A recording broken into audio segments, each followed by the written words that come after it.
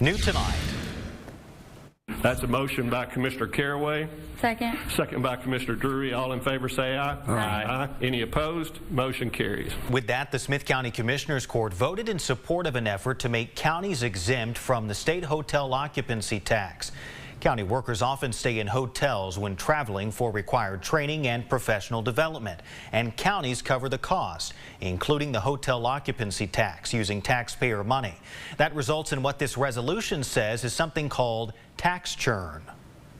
Essentially, we're taking taxpayer dollars that pay our salaries, and we go to another community, and then we're paying a tax there to stay in a hotel for training. So it just leaves the tax dollars here in Smith County. State government officials, federal agencies, and even some religious and charitable organizations are already exempt from paying that hotel occupancy tax. The resolution, backed by Smith County, was written by Cass County Judge Travis Ransom and calls for legislation that would make counties exempt from paying the tax, which the resolution says could alleviate the impact of property tax.